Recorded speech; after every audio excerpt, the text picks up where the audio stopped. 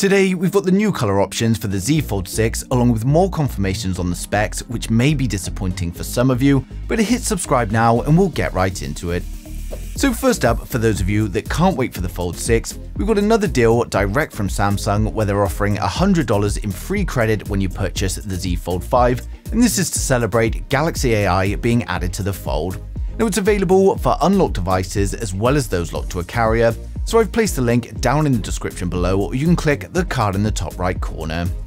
Now back to the Z Fold 6, and we've got a tweet from Ross Young, and he says that there's just one Fold 6 panel for launch, although there could be a lower cost version without a digitizer later, so this means that there's going to be no Fold 6 Ultra or no cheaper Fold 6 at the launch event at least. And when it comes to display leaks, Ross Young has proved himself time and time again, so we'd be pretty certain that this is correct. Now we've also got a tweet from Crow, and he says that the specifications to the external display are planned to be updated, but to be honest, this is so vague it really doesn't help much. But we do expect a brighter and more accurate external display, and we're hoping for something much closer to the 2600 nits of peak brightness that we saw on the S24 Ultra. And then we've also had plenty of news on the internal folding display, which is going to be brighter and more durable thanks to their new Iron Flex technology, and the creasing in the center of the display is also going to be reduced, but it won't be eradicated entirely.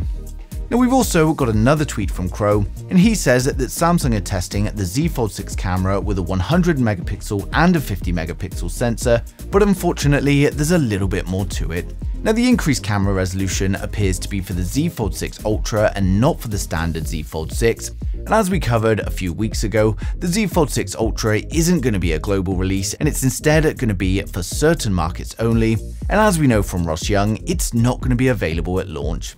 Now Ice Universe has already confirmed that the camera specifications are going to remain exactly the same as its predecessor, and given that we're fast approaching July's launch, this is unlikely to change. Now something that has changed however is the color choices, and Ross Young has issued another tweet to confirm the standard color options at launch, and this is going to be navy, which is of course a dark blue. We've got silver shadow and a new light pink color. Now of course, as always, there's going to be a couple of online exclusive colors, and I'd be very surprised if we didn't see a black option.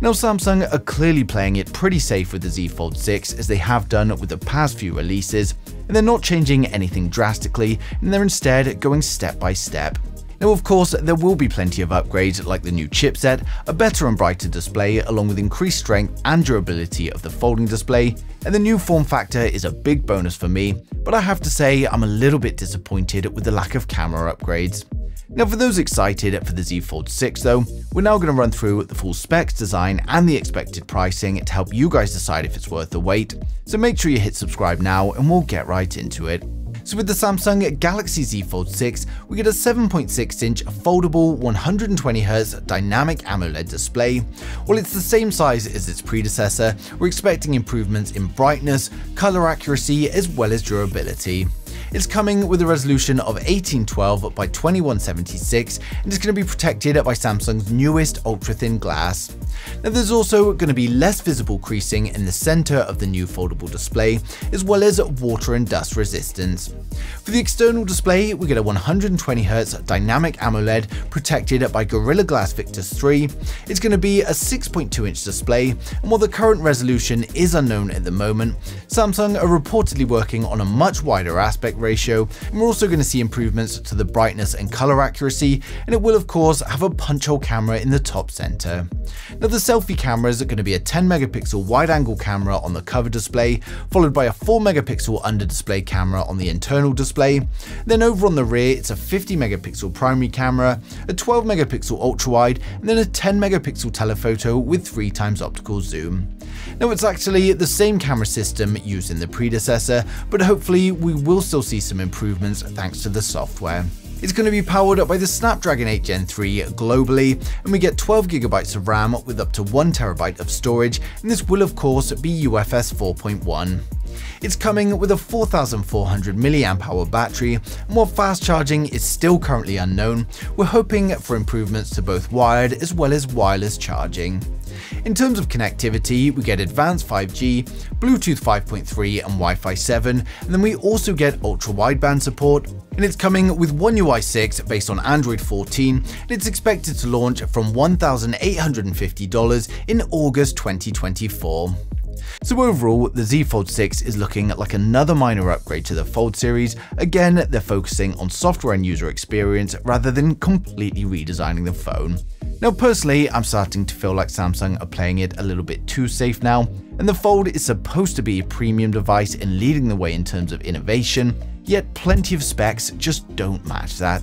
Now of course, the new form factor is going to be a refreshing change, and it's going to be interesting to see how consumers react to it, but personally I would just like to have seen a little bit more changes.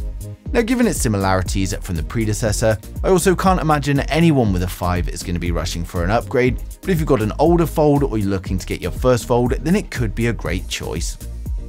Now with launch fast approaching, the leaks are going to continue to come in, and of course I'm going to be sharing them as soon as they do, so make sure you subscribe so you don't miss a thing in the future.